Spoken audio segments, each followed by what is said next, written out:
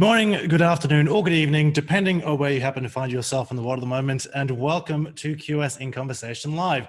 I'm Anton John Crace, and I'm the editor and program designer at QS Simmons. Now, this is a very special one, as everyone is. We are celebrating the release of the QS Employee Insights Report 2020. You can download your copy by going to qs.com, and this week's episode is titled The 21st Century Skills Gap, and we'll be looking at some of the findings of that report. Joining me on the live session tonight is Dr. Sean O. Ferguson, Associate Dean at Asia School of Business, Dr. Ezra Al-Hain, Executive Director, Quality Assurance and Accreditation, Alia University in Bahrain, and Alex Chisholm, who is the Head of Analytics at QS Simmons. As ever, the audience is just as much a part of this as the panelists. So if you have any questions that you would like to ask the panel, please do feel free to do so in the Q&A section right down at the bottom. Now, to get us started, our very first question is, how are the skills required by employers of graduates changing? Where are the most significant differences occurring? And to start us off, I will go to Dr. Sean. Dr. Sean, over to you. Thank you. Thanks so much, Anton John. Sean Ferguson here. And one of the things that we're seeing, particularly in Asia Pacific, the nature of what people, recruiters and employers are looking for are changing and evolving. And I think a lot of that can be attributed to the fact that the relationships that schools have built with partner companies has allowed for a calibration of what grades and technical and kind of more measurable skills are, what they mean, right? And so if a company has been recruiting at Hong Kong University for 10, 15 years, they know what a 3.0 means or 2.5 means or that kind of thing. And this is a byproduct, over the last 15, 20 years, accreditation standards and things of that nature. Dr. Ezra, she can talk about this based on the nature of her role, has really kind of driven, I think, a convergence to measuring learning outcomes and kind of those technical skills, where I don't think the world has, really made progress at the same rate as when it comes to soft skills, or kind of what we here at the Asia School of Business call them smart skills, the kind of skills that facilitate things getting done. And these are the things that I think companies see as the reason people fail when they come from schools, the derailers through the performance evaluation process, things of that nature. And so what you're seeing is, we conducted a study last year interviewing corporate talent leaders, business line managers, and surveying them as well. And the real areas that they were most interested in, particularly when it came to MBA talent, were maturity, problem solving, and critical thinking, really being able to take a macro view. Communications was key as well. Not just can I get in front of the room and give an oral presentation, but can I engender buy-in, storytell? Can I think strategically about things, get out the weeds or my specific domain of expertise and think about the bigger implications of my decisions? And then ambition, we were surprised, particularly in the Asian context, ambition can be a double-edged sword, but people like the fact that students, particularly MBA students, had this kind of ambition to want more, to drive, to have aspiration. And then the last thing was being client-centric. And we find is all these things are related to the kind of growth agenda that's here in Asia Pacific. The soft skills come up as they always do when we talk about the skills gaps required. And I can guess the reason why you're not using the term soft skills. Quite a few people don't like the term. I do want to pass the same question over to Dr. Ezra when we're talking about accreditation. So Dr. Ezra, the same question for you. How are the skills required by employers of graduates changing, and where are the most significant differences occurring? Well, this is $1 million question, honestly speaking, because we as higher education, we're not really, we are facing a lot of challenges and a lot of demands by an accreditation bodies, employers, and also parents. So what should we graduate our graduates with? What skills should we have it with? Some people say we have to graduate employees. Some of them say entrepreneurs, researchers, or innovators. The fact is we need all of them. So employers demand is dynamically changing. Also, accreditation requirements are increasing. So therefore, we need to make sure that the skills is given to our students is comprehensive, that covers everything. It covers professional skills. Employers are really requesting a lot from us in terms of practical application, professional skills, creativity, and leadership. And of course, it is really important to have negotiation skills and communication.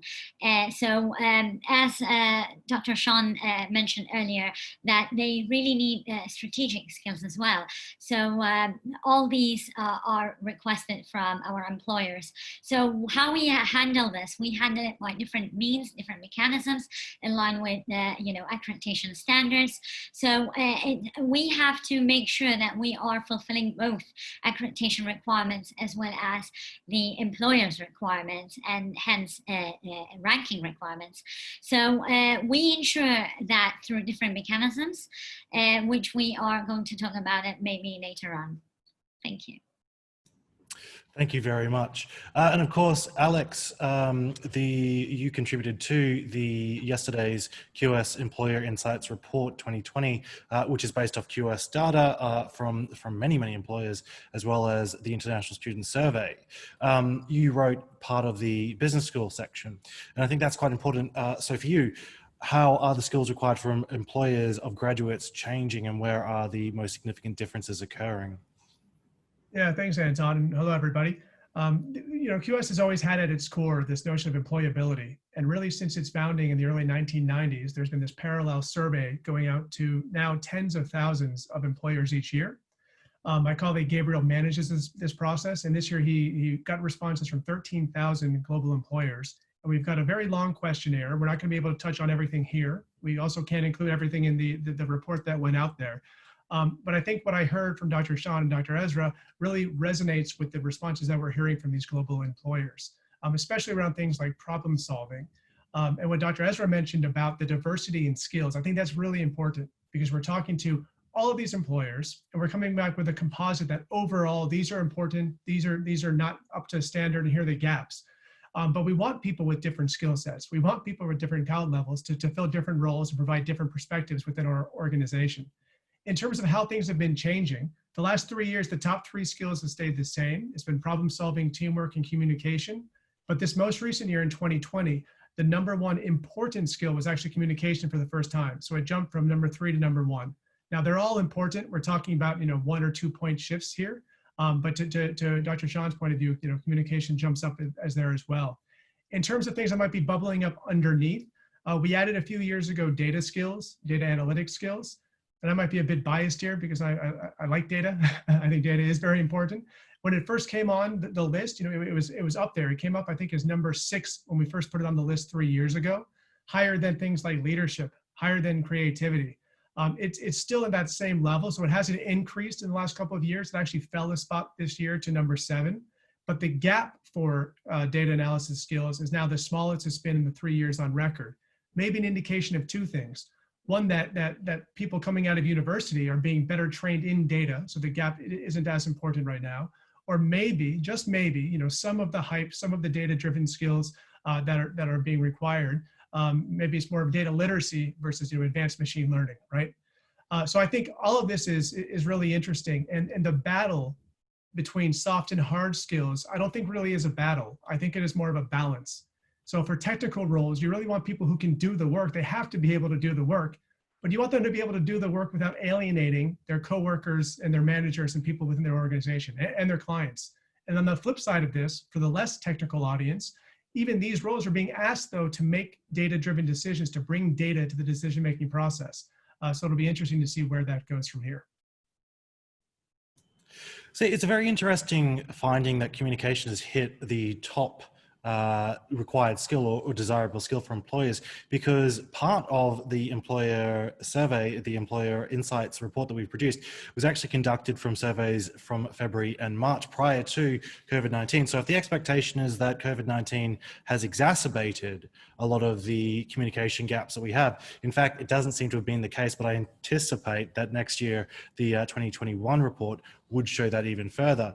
I'll stick with you, Alex, for our next question, which is, what are the less obvious gaps occurring and what will likely be a concern in the not too distant future? Perhaps, as I said, communication.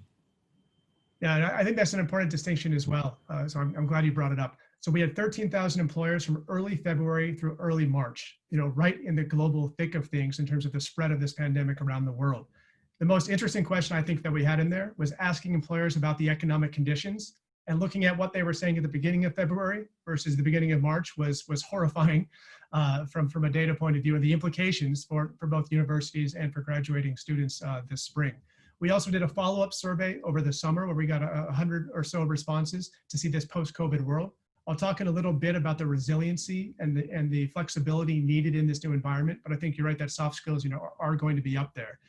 And I really feel for people today, right?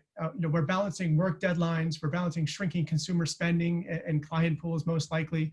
And this pandemic, while we're supposed to be doing this, it's threatening our own safety and health and those of our friends and families. So, it's really touching everybody. And this versatility, when we did the survey in early February, versatility ranked 4th in terms of importance for a skill set. In the follow-up survey in August, we asked, now that this crisis is going on, what are the most important ones? Where do you really need talent to be able to perform in? It was now the #1 choice. It was selected by 60% of respondents, more than twice the level of the next two, which remain similar: problem solving and communication. So my final thoughts here, we obviously, you can't put all of the right words into every survey every time, but if you think about versatility, to be versatile, you kind of need that experience. And while we're working from home like this, with my bed, 2 feet away from where I'm trying to do this presentation, there's a level of maturity that we need as well. And this maturity is, showing up, doing the best we can in this tough environment, which requires trust, other skill sets. You need trust with your manager. You need trust the other way around as well. And how do you, as an employee or a potential hire, how do you sell yourself as a trustworthy person? And then as a manager, how do you let go and trust the people that you hire? And it goes back to communication again, which again is one of the reasons it's coming back up here. And you put this cycle together, and I think what really comes from it is the potential for burnout, right? So you've got versatility, maturity, trust, communication. You do this all the time with the environment that we're in. I think the mental health of a lot of the people that we're working with are at risk, to be quite honest. That's absolutely right. And our most recent episode of the QS in Conversation podcast, if the viewers haven't seen it, listened to it yet rather, does talk about digital fatigue and the burnout that not only people working, but students are starting to feel as well. So far, it also seems to me that we're touching quite a bit on what another guest on the podcast mentioned, Rob Smith, who's from Microsoft. He said that we like to hire for a career, not necessarily for a role. So the hard skills certainly do need to be balanced against those soft. I'll pass over to Dr. Sean with the same question, or to see if he has anything else to add. What are the less obvious gaps that are occurring, and what will likely to be of concern in the not too distant future? Yeah, I think the cross-cultural skills and going back to I think that's something that's going to be important, particularly like if you're in a multicultural environment now where you have to work digitally with multiple countries, like here in Southeast Asia or in Europe, right? Before you could fly and travel to a place and work with your peers, but now you're doing everything remotely. And so your communication, because body language doesn't have that same kind of dimensionality over a webinar that it does in person, the ability to communicate and articulate it, like everyone sounds a little bit different over the mic.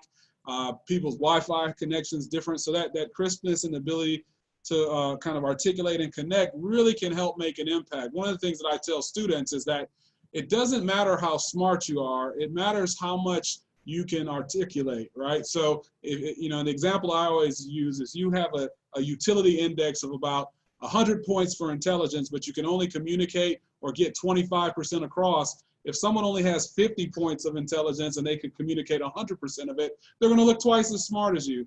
And so, like for us, one of the things that we've done in our curriculum is we have a heavy emphasis on action learning. not just in the, in like a kind of artificial classroom environment, but every semester our students spend 4 weeks on site. They do projects all across Southeast Asia. So we have a, like most MBA programs, we have a hyper diverse team. 70% of our students are from outside of Malaysia, but then we take them and we throw them in Myanmar to do some market research for a multinational consumer goods company. And the ability to communicate, be cross-cultural, and then have empathy, I think are these kind of skills that go under the radar and are critical for getting things done. And so what happens is, I was talking to a student about this the other day, the first day they went out to do market research on the streets of in Myanmar, they got no surveys back. So then they had to tune their behavior, figure out how they were connecting with people in order to get the data that they need for their action learning client. The other thing too that I would say as it relates to what employers are looking for, the overemphasis on technical skills, the half-life of, there was this, I think in Deloitte's human capital report, they say the half-life of a skill learned is 5 years, and the average job tenure is about 4.5 years. And so what you're seeing is that these skills are rapidly changing, particularly for it's even faster for technical roles. I think software coding is like 18 months, the half-life. And so what's happening with companies as well is they're realizing if they're hiring for a career, then after the first assignment, you need a set of skills that are enduring. And we kind of think about action learning. We're teaching you how to learn so that you can learn to do and problem solve. We see this as a more enduring, future-proof kind of skill set. We don't believe that you can change, like by 2025, there's going to be 10 times the amount of data in the world. To build that kind of employability that you need, it's not just going to be through knowledge transfer. It's also going to be through these kind of domain independent skills that people need. And that's why, I firmly believe there's this kind of rise of the generalist, right? Because people have to be able to advance beyond their first role. And it's not going to be the technical skill that they learn in undergrad and programming that's going to carry them, right? It's going to be how do they understand their company's value proposition and be able to articulate that to maybe clients or different stakeholders.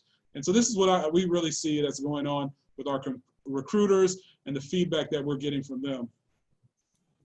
Absolutely. And some of the findings from the report recently released on the MBA rankings and Masters of Business has found that the number of people undertaking a Masters of Data Analytics is increasing over time as more and more companies, particularly tech, but other companies as well, are looking to have people who have data analysis skills.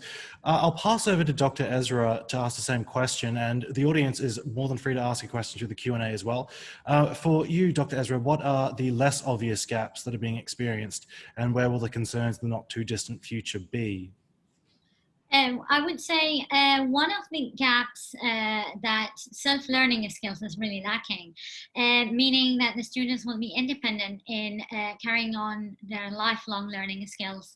And the employers are demanding that the employees are having the appetite to learn more, to gain more skills and experience throughout their learning and also working environment. So the self-learning pathway is not really gained as a skill. So this is one of the skills that is somehow a gap.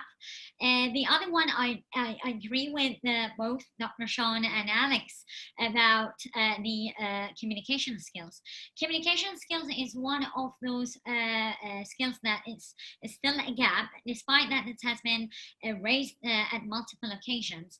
However, there are multiple factors that really impacts the communication skills. It could be related to the backgrounds and other aspects which we as higher education might need to work on that to tackle. And one of the most important, and I'm glad it was raised, about data analytics and decision making, because this skill is really one of the highest skills that is required nowadays, and employers are really demanding for it. Because the fact is, it leads to innovation, and also it leads to strategic decisions that is helping organizations to grow faster with the dynamic changes of the market. So I believe these are the most important skills. In addition to that, of course, COVID-19 have explained and highlighted a lot of the skills that maybe we have been working on it, but also employers are demanding more and more often ICT skills and technical skills. Despite that, we are preparing graduates with IT skills. However, it might not be sufficient enough, or there is a need to expand it further. Thank you. I want to touch on the comment you made around the self-learning skill. For you then, how do you build self-learning within the curriculum, or how do you teach students to become lifelong learners? Well, this relies on multiple ways. In terms of teaching, we will be giving them more of case studies that might be even related to the industry, and to give them more of research-based assignments that it will really makes them eager to find the information by themselves, rather than giving them all information directly from the textbook or the slides. So students will be also given more of projects that they will be requested to go and visit, like the industry, or visit multiple organizations to gain more knowledge. In addition to that, they will be given more of hands-on exercises that they will be requested by themselves to resolve it without any any interaction with the instructor directly. However, they will be provided with formative assessment to guide them to grow their skills. Perfect. I will open up to see if Alex and Dr. Sean have any comments on that as well. But before we do that, we do have a first poll for the audience. As usual, we like to find out what you're thinking. And this time, it's a little bit of a quiz. So our first question is, which was rated of higher importance to employers: diversity, highly ranked universities, or the best grades? And that's according to the report that was just released. So if you've read it, you probably already know the answer to that. But I'll ask the question, Alex, do you have any other comments to make in terms of the way in which you teach lifelong learning?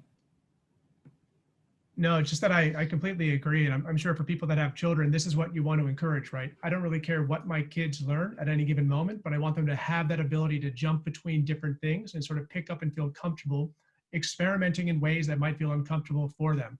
I think from an employability perspective, the hard part is, how do we demonstrate these self-learned skills in a way that employers can recognize and believe you when you come in for that interview? In the past, it's been driven by this degree, right? This proof that, oh, on average, you did enough to get by. And I believe that, if you went to a quality institution, you picked up enough. But in many fields right now, we're getting to the stage where you're actually able to demonstrate, whether it's through a case study or whether it's through field work or going to the company for a week, and much more touch and feel type of examples for what you can do. Excellent. And I know, Dr. Sean, you have some comments about action learning and also self-learning as well. Yeah, so, one of the things that we try to do is put our students in situations where they have the opportunity to learn and problem solve on their own. And through action learning, our goal is to build this kind of self-learning curiosity and interest and skill. And it happens because not only are they able to put the sharp skills in practice and combinations that they don't necessarily get to do in kind of your discipline specific classes, but then, from the interaction with the client, the people, the teammates, they're able to practice those smart skills that help them facilitate getting things done. And why this works is the retrieval practice happens frequently, and this allows for better retention. So we call this the effective testing effect. And because the learning opportunities are spaced and interleaved throughout the program, the student the learning effect is amplified as they continue to go through the program. What this winds up doing is creating an opportunity for reflection as a self-learning tool, which we think is more impactful. And rather than faculty being instructors, faculty are serving as coaches and mentors in the learning process. And I think this is where curriculums need to go in order to kind of create that culture of self-learning and learning ownership. Yes, absolutely. Now we have the results for the first poll, and the audience has actually guessed this correctly. 72% said diversity, 16% said highly rated universities and only 12% said best grades. According to the survey that we conducted, 31% of employers ranked diversity, just ahead of 30% with highly ranked universities and 22% with best grades. And we'll touch on that a little bit more later. But I will go to Alex again. And it says, the 2020 Employer Insights Report identifies strategic thinking as a skills gap across all sectors for business school graduates except manufacturing. How do universities go about rectifying this? I think this is a complicated question. I'm sure Dr. Sean specifically has more insights on it, but strategic thinking takes time to develop for most people, right? And usually it improves after trying and failing, or at least being in an environment where you see successful strategic plans being rolled out, so you can get sort of that instinct for it. But in the business school world, right, we've got these two main groups. We've got MBA students, which tend to be older, that already have some work experience. And then we have a growing segment of specialized masters or pre-experiential candidates who are much younger. They might have no work experience at all going into the program, or just 1 or 2 years. So when we split that data by those that hire just MBAs versus just hiring specialized masters, the gap isn't nearly as intense. But I think that business schools have tried for a long time, starting with the MBA program, to use case studies to try to get around this. So discussion and pointed questions specifically on how real companies have gone through real situations, and then strategies that have worked or not worked. But again, I think Sean could probably add a lot more to this given his role. With that in mind, then I will throw it straight to Dr. Sean and ask about how do universities go with building up strategic thinking among graduates? Yeah, I think this is where the maturity and the experience that Alex was talking about for MBA students helps advance them along the kind of strategic learning curve. I think the ability, having the experience of failing and retesting in a professional context, I think makes the learning experience for MBAs a little bit different. Whereas with your specialized master's students, I think it's important to give them these project-based opportunities so that they have an opportunity to experiment, fail forward, and try again. And I think this is critical for building that kind of strategic mindset. I think the other thing that's important in helping that is it's kind of like being able to understand the mind of the executive and the business, right? And so, when we do case studies in our curriculum, but we also do these action learning projects that we talk about, and a lot of it's not the data analysis as far as crunching the numbers, right? It's the ability to kind of listen to the constituents and link things together, right? And so it might be better, and no offense to Alex as a number cruncher, but rather than doing a survey of 500 customers, it might be better to do 14 or 15 interviews with the customers to get those rich insights. So I think it's also being able to understand themes, bucket concepts, and then propose solutions and kind of iterate back and forth with kind of who you're serving from a client perspective or an organizational perspective. And I think that's what, the maturity also helps with the credibility of being able to have that kind of back and forth with the appropriate stakeholder.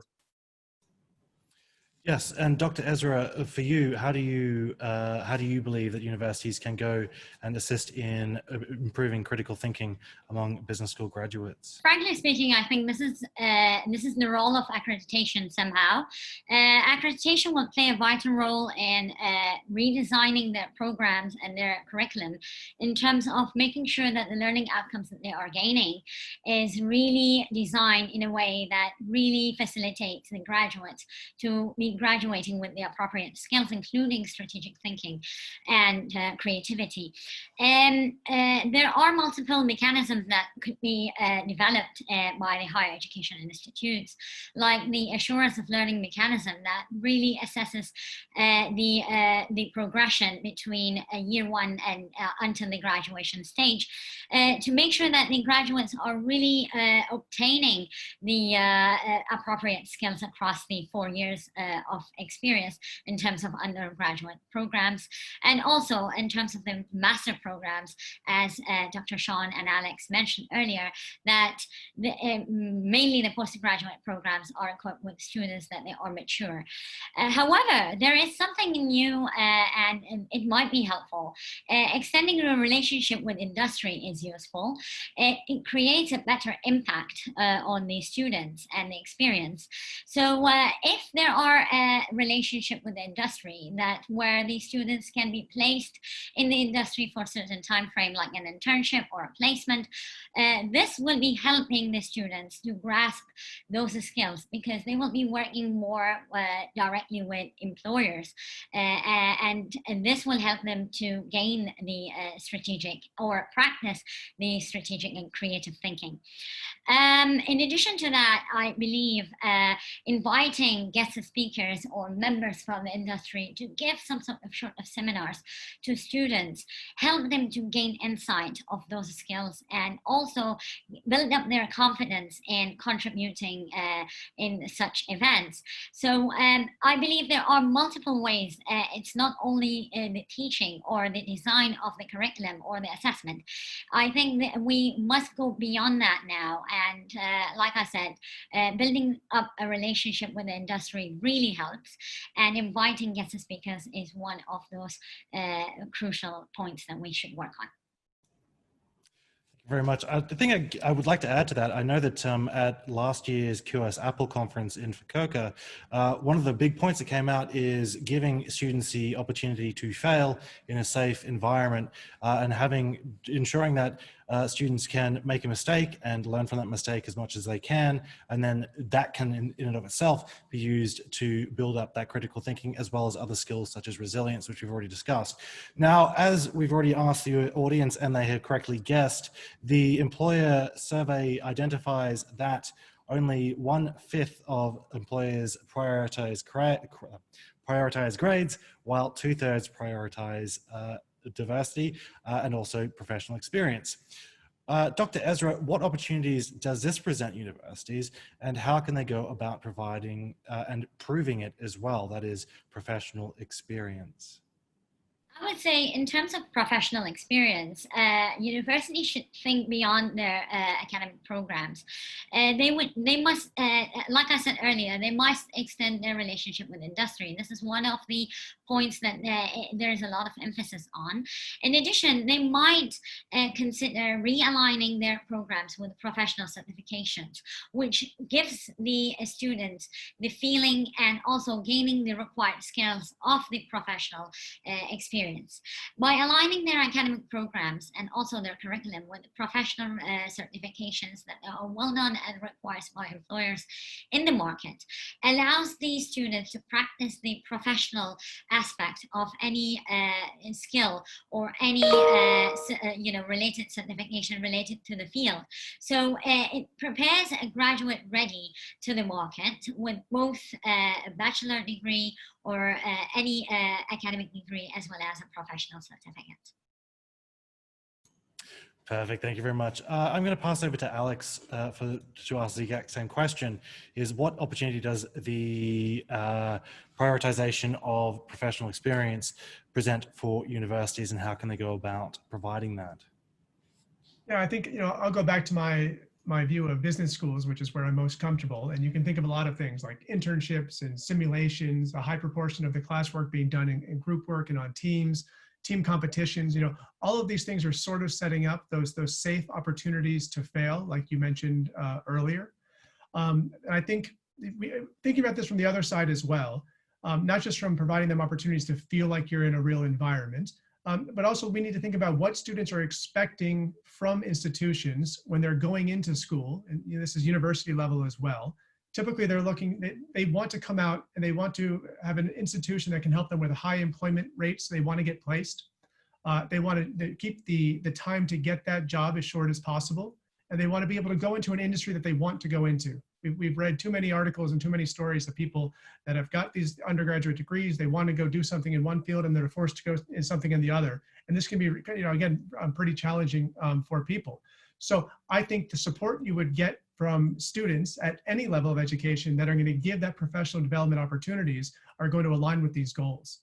And sort of while we're here talking about, you know, the view of what institutions may or may not be able to do, I think another important point is from an employer standpoint, they told us what institutions can do to help prepare graduates to become better prepared for their interviews and to get hired.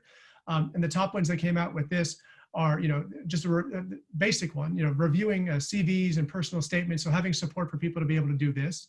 Those mock interviews, again, that's kind of that professional development, professional experience opportunity. And they still want that one-on-one touch point with career services. And I know at different institutions and different degree levels and degree types, you know, this varies. But we can't escape the fact that education is not about making someone get a good job, but that is certainly one of the many aspects and one of the many outcomes that a prospective student is looking for. So we need to find ways to address that. Thank you very much. And now talking about the report that just came out, we're going to open up our second poll.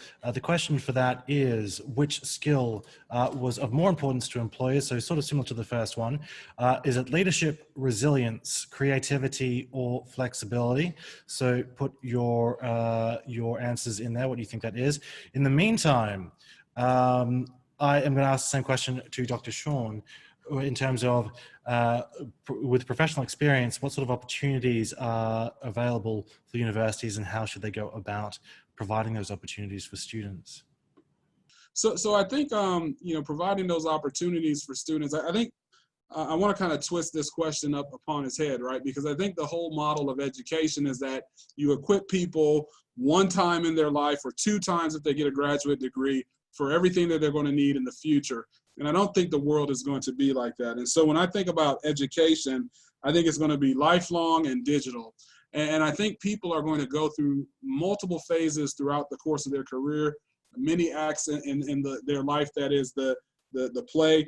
And I think where the partnership actually should come from is that organizations or companies and schools need to continue to partner to deliver those real-time technical skills that have those short half-lives, but then also be able to provide those soft skills. The soft skills that you need in the entry level of your career is different than the mid-level and then at the executive level of your career. And then, you know, where university also have to work is building an apparatus so people can engage in a relatively cost-efficient and quick and less cumbersome way. Right now, if people want to continue to retool and improve, maybe they do an executive education program, but you have to fly to, you know, the college campus or go there. Whereas, you know, I think now what we're seeing in the COVID world is that we're able to deliver a lot of the things that we didn't think we could deliver before digitally. And there's still a significant human element to it that can help people grow. And so I think this is what's important to kind of engender that partnership that brings the professional world to the school and the school to the professional world, but then also keeps people sharp and evolved for the needs that the company may have over the course of their career. Yes, and we're getting into interesting territory when we talk about the fact that it turns out we were able to do this all along, and COVID-19, if anything, has been a accelerant, or actually I would say in this case a catalyst for forcing us to go on there, go online. Now, we have the results for the poll, and it looks like not everyone did read the report because resilience has come out on top with 36% of the vote, followed by flexibility, creativity, and leadership. The correct answers were, in fact, flexibility was one of the most important at 95% of employers, followed by resilience with 90%, creativity at 86%, and leadership with 76%. Now, with that in mind, flexibility is highly valued by employers. Is there a way to develop this in students, and can it be proven? That is sort of a question towards Dr. Ezra, but I'll stick with you, Dr. Sean. How do you develop flexibility for students as they look to go graduate and enter into the jobs market? Yeah, I think Ezra or Alex mentioned this earlier, creating an environment where they can fail safely, get coached and things of that nature. And then, but I think where schools fall down is when they do these kind of experimentation kind of courses, they only do one, and they're supposed to take the learnings from that and be good. But I think there should be multiple touch points of these kind of project-based courses where the risk increases and there's less of a safety net for for the individuals, right? So they understand how to balance like the risk, make decisions, understand trade-offs and things of that nature. And so that's, when we talk about, giving them those skills to be flexible, I think it's being in those kind of environments on multiple occasions. Thank you. And Dr. Ezra, I'm going to throw the question to you because the second part of it was specifically for you. So how do you develop flexibility in students? And then from an accreditation point of view, how do you enunciate that and how do you prove that to employers? Right. How do you create flexibility to students? By multiple ways. The first one is through the assessment itself. We try to develop the course for them in a way that the assessments are provided with formative assessments, so it helps them to understand where they are falling behind. So they don't really take it to the heart, but then also they are working towards the improvement stage. So this somehow tends to build the flexibility with the students. The other mean of it, we also provide them with career services. So there are a lot of career services that helps the students to understand the expectations from the employer and to which extent that they have to be flexible. So to which extent the students have to be flexible or the graduate needs to be flexible in order to catch up with the employer requirements. So there are two ways to it. It's not only the academic part, but also the career service part, which really plays a vital role in here. In terms of quality assurance, how do we quality assurance? We set certain assurance of learning mechanisms that is aligned with the assessment itself. And we look at the percentages of the learning outcomes attainment. So there is a specific learning outcome that really assesses the student's ability of adaptation and flexibility at the learning environment. So we assess this learning outcome and we assure its attainment across the 4 years of experience in terms of undergraduate. In terms of the master level, absolutely, there is a higher percentage of flexibility.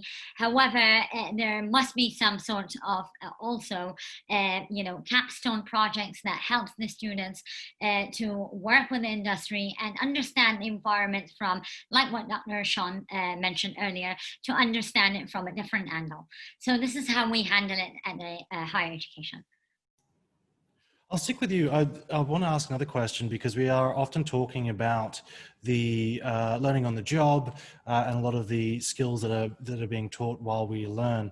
Are there certain models that should be implemented within the workplace so that when somebody has finished their first job and they're moving on to the next job or seeking their third job, etc., they can prove more quantifiably rather than simply saying I'm flexible? They have that ability to say, yes, well, here is evidence that has been taught to me and I've learned that at the workplace. Well, yeah. First, let me start with the internship placement. The assessment of the internship placement is very, very detailed and also assesses the student against flexibility from an employer perspective as well as from the academic staff perspective. So it really assesses the student from both angles. So this is in terms of the internship assessment.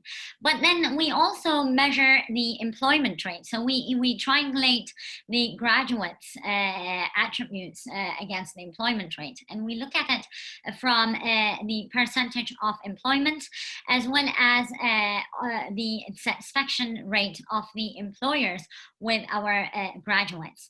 And we assess their flexibility rates as well as their teamwork and leadership skills. So we see to which extent our employers are happy with our graduates. But then if you are talking about the way that the graduate express himself at the workplace about the flexibility, well, of course, it's all about the communication skills. If the communication skills is really appropriate, then the student or the graduate will be able to express himself in a way to show his flexibility skills. Thank you very much for that, Dr. Ezra. Alex, I'm going to ask you the same question in terms of flexibility is highly valued by employers, according to the report. How can you develop that? Yeah, and I think, you saw flexibility was there and resilience was right there next to it as well. Yeah. So I think the distinguishing between those can sometimes be a bit of a challenge. I think one way to think of it is, flexibility is the ability to pivot to new strategies, new tactics when things on the ground are changing, right? So you need to do something different. Resilience, on the other hand, is pushing through very difficult situations, moving forward and finding a way to get things done where you might not be certain they're going to be able to be accomplished. And I think, we've all had a crash course in both flexibility and resilience in 2020. But I agree with Dr. Ezra and Dr. Sean, how do you communicate this to an employer in an authentic way? And unlike a code challenge or submitting a marketing plan, we need something different here. So the answer is another skill, and it's just a subset of communication, but it's storytelling. So going back to Dr. Sean's comments and what we just heard from Dr. Ezra, if you can go out there and actually tell your tale in an authentic way, you're going to be able to outperform the person who can't get that across. And I think it's a little bit dangerous potentially, right? Because you don't want the person who can just talk the best to get the job, because the person who can talk the best might not be the most resilient. But that's for the employers to work out. So it's a challenging decision. Yes, that's absolutely right.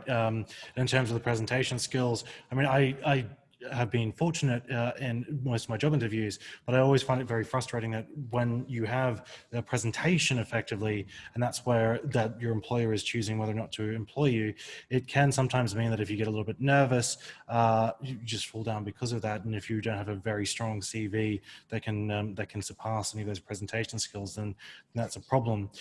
With that in mind, and we're very quickly running out of time, so if any of the audience do have any questions for Alex, Dr. Ezra, or Dr. Sean, please use the Q&A section. But I'm going to ask Dr. Ezra now, are there any examples of the way in which students and graduates are filling the current skills gaps, as it were? So not necessarily the institutions themselves, but the students going off and trying to rectify or trying to fill those gaps that they're experiencing.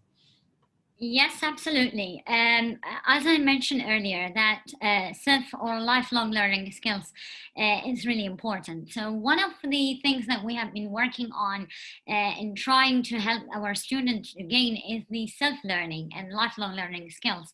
And because of the lifelong learning skills and the self-learning, the students or the graduates are able to adapt their own learning style and also support their learning throughout their life experience, even after graduation. We have been tracking our graduates, our alumni, and also we've been tracking their first destination as well as their progression after 5 years. And we have looked at to which extent they have developed their skills. So there are life examples. There are life examples in terms of position, promotion, and as well as running their own businesses in some cases. So yes, and how did we do that? Is basically by multiple means. Accreditation plays a role, of course, but also the design of the curriculum itself, it plays a vital role in developing a structure that enables the students to graduate with carrying away lifelong learning skills. Sounds excellent. And Dr. Sean, are any of your students from the Asia School of Business developing their own ways to overcome any skills gaps that are currently being experienced? I've been impressed with this generation of students. Sometimes I think they get a bad rap, but I feel like they're much more holistic about their educational and learning experience. I think, when I got in this business 15 years ago, people coming to business school were looking to kind of get a cushy job and be a part of the machine. And our students, in this generation, not just at Asia School of Business, but at some of the other schools I was at recently, are much more interested in how they can more holistically make impacts. And when there have been, as a startup business school, we're still relatively small, so we don't have the wide array of elective courses that maybe a more established business school has. But, what we've been able to do is partner with our students. And so, we've had like a data analytics course and things like that, but they wanted to go to another level. Say they wanted to have a course in R, right? And so because we're a startup, we're relatively flexible and they've come to us. Or, we've had situations where students have wanted to, because we're in Asia and 70% of our students are from outside of Malaysia, they want to learn Chinese or something like that. So what we've also done is set aside a pot of, resources to kind of support these things that we don't really provide at a class level, but to support individual learning and development. And I think that's the other thing, like learning is going to become more custom, more intimate, more unique as we leverage more digital tools and things of that nature. And I think actually the outcomes will be better if you create an environment where the students can take more ownership of their learning. Absolutely, and that does keep coming up again and again in terms of customization of a curriculum by the student themselves, a lot of on-demand sort of courses, and trying to build up their own credential effectively in their own way. So it begs a question, I suppose, what does a degree look like in 10 years' time? Do we still have a Bachelor of Arts, for example, or is the Bachelor of Arts rather the base platform upon which we start to build everything up? But Dr. Sean, you have mentioned a couple of the magic words, actually. That's data analytics and R, which means I'm going to go to Alex and ask him for any examples of ways in which students are starting to build their own opportunities to fill their gaps and skill gaps. Sure. Yeah, it's definitely easier in some fields than others. Data is one where it's relatively easy. So filling in these skill gaps right now, we all know there are more opportunities than ever before. With the self-learning concept that we've heard repeated many times today. So whether we're talking about LinkedIn Learning or DataCamp or edX or Coursera, if I feel that I came out of my undergraduate institution, my graduate degree, and I'm lacking something, it's very easy to go into Google and say, teach me R for free. And if you have the motivation, if you have the mindset to go through with it, if you have that internet connection, you can go through and pick up a lot of skills. One of the most interesting surveys that I ran years ago was for an alumni group. And we said, were you happy with your degree? And almost everybody said yes, because people that go through most education institutions on the other end of it feel pretty good about it. But then we said, what do you wish you learned more? And they started giving us all of these skills that they were not brought up in their classes. Some very, very practical, like marketing systems, some more general, like leadership. But all of these today are being worked out in some way where there's available content online. And I think once again, the question then turns to, what is the best way to demonstrate what you've learned? Right? So whether it's building effective portfolios or finding some way to come in and wow on a Skype call or an in-person interview, these are that final gap, I think, to use the word gap in a funny way, between taking what you can do by yourself outside of a traditional educational experience, and then what you can convince an employer to take a chance on you and hire you. Exactly. Now we have our first question, and we're fast running out of time, so we'll finish on this one. And it's not necessarily related to the 21st century skills gap, but it is from Samar Ali, who asks, what could be the best way to access students when they switch from physical to online classes in the middle of the semester? Dr. Sean, you've brought your camera on, so I'm going to go straight to you with this question. Actually, I think it's still the same channel, reaching out to the school in the same way. I actually think now in this digital kind of online world, the access and the quickness of turnaround is actually faster. And so before, one of the obstacles for us from a placement perspective with employer partners was that people were so conditioned to a physical info session or some kind of event in person. And now, within the course of a week or two, less than a week in some occasions, right? If we get a notice from an employer on a Monday, we can have something set up with a more of the spook and customized group of students for them by the Friday of that week because of Zoom and things of that nature. And so I would implore you to reach out to your corporate partners at the university. Their responsiveness should be faster because Zoom has effectively democratized everything. And I think sometimes, what we're also seeing is that, the big companies that attract all the attention, it's leveled the playing field for some of the small companies who can hustle, be faster, and respond more quickly. Dr. Ezra, do you have any comments to make on the question from Samar about what would the best way to access students be when they have to switch from physical to online in the middle of the semester? Well, I would say because of COVID-19, it is really a must now. I would say that we, as higher education, we need to make sure that the students are finding it interactive. Of course, this all goes back to whether we have prepared them very well in terms of ICT skills and also self-learning skills in some point. So we really need to equip them with the right skills. How we can make sure that they are really interacting through online learning, we need to change our even mode of delivery and style in communicating and delivering the content to our students. And this could be by even the way that we are assessing them and the type of a question that we provide them throughout the course. Thank you very much for that, Dr. Ezra. And I'll leave the final comments for Alex. If you would like to answer the question, what is the best way to access students when they switch from physical to online in the middle of the semester? Yeah, I think everything's been covered already by Sean and Ezra for this one. Excellent. Well, on that note, thank you very much for joining me, Alex, Dr. Sean, and Dr. Ezra. And of course, thank you very much to the audience who has joined us again this month for this month's session, I should say, on the 21st Century Skills Gap. The report that I mentioned at the very start, and we've been discussing the entire time, is called the QS Employee Insights Report 2020. You can download that by going to qs.com, going to the resources tab and clicking on reports. It'll be the very first one there.